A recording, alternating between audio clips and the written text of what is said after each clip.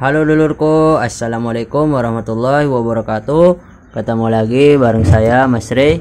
Nah, di video kali ini saya akan berbagi video lagi ya dulurku ya, yaitu topiknya adalah penetasan, yaitu temanya adalah sebelum menetaskan telur harus ketahui hal ini dulu ya lur. Nah oke. Nah, menetaskan telur ini, nah ini adalah persamaan dari indukan ayam yang mengeram ya lur. Nah, diambilnya penelitian penetasan ini adalah mencontohkan pengeraman ayam. Nah, kalau bebek kan tidak mengeram, jadi diambil dari penelitian pengeraman ayam.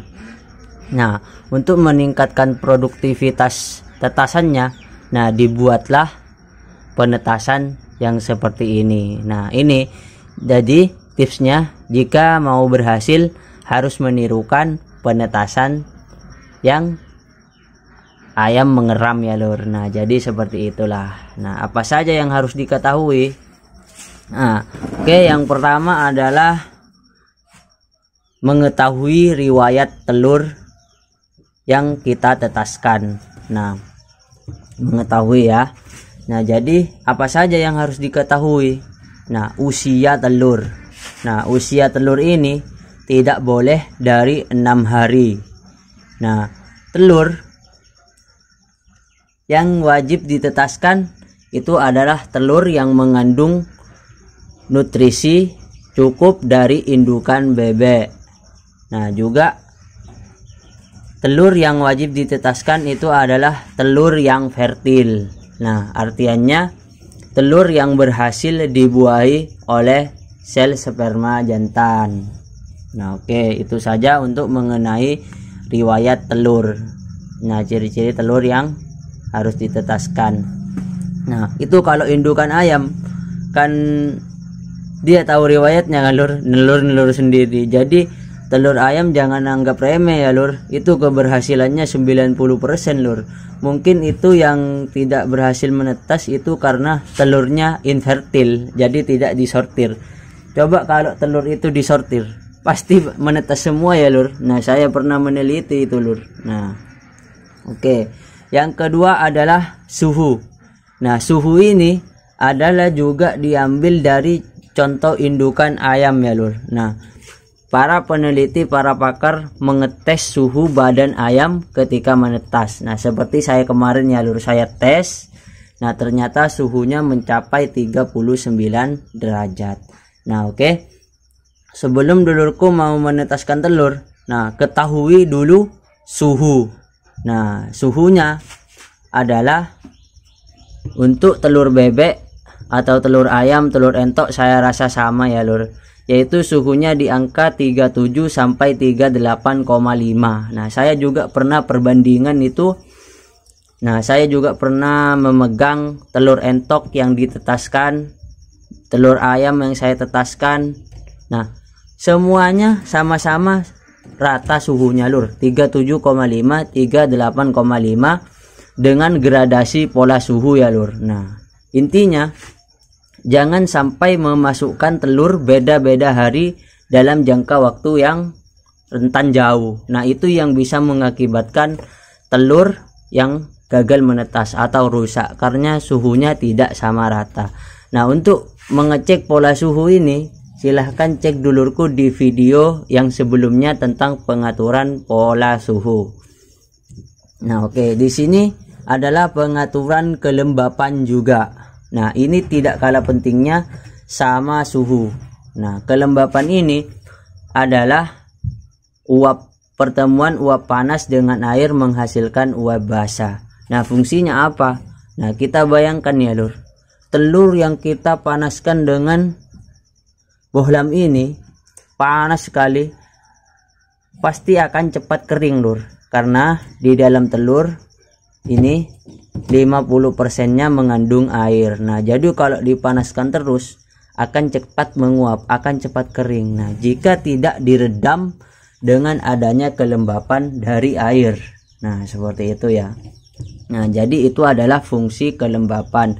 Dan juga untuk melunakkan cangkang ketika menetas. Nah, seperti itu fungsinya untuk di dalam mesin penetas ini. Kalau di ayam apa suhunya? Ya suhu badannya itu. Kalau kelembapan apa? Ya dipengaruhi dari udara luar. Nah, coba kita ambil tes di udara luar ya lur. Kita tes lah suhu menggunakan hygrometer ini.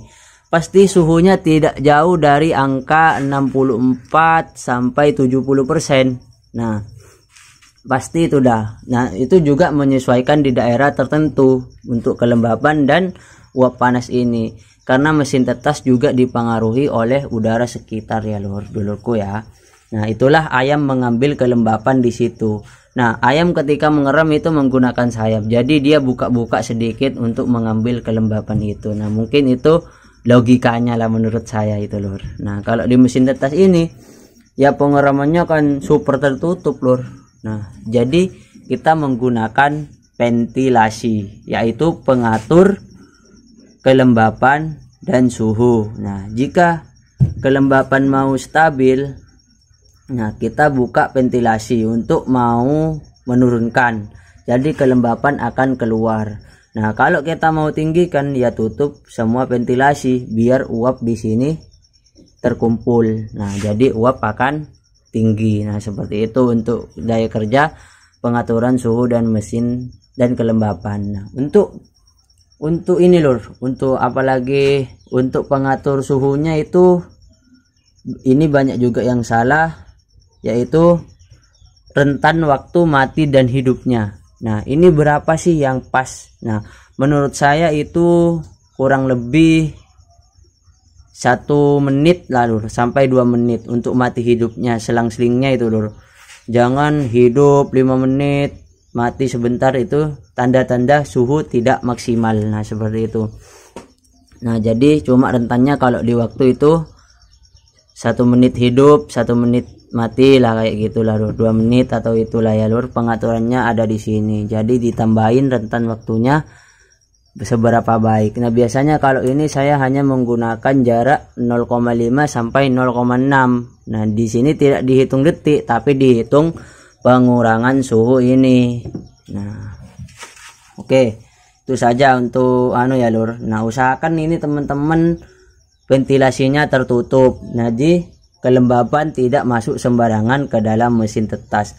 Begitupun peletakan mesin tetas tidak boleh terpapar sinar matahari sehingga mengakibatkan suhu yang berlebihan yang masuk ke dalam mesin tetas. Nah, ketika matahari sudah mengenai mesin tetas, panas di dalam ini akan bertambah panas. Jadi tidak akan sesuai dengan stok ini nantinya ya lur. Nah, nanti kalau kita kecilin suhunya, kalau pada malam hari akan kedinginan. Jadi akan merubah-rubah suhu ini terus. Nah, jadi utamakan taruh yang aman di dalam ruangan.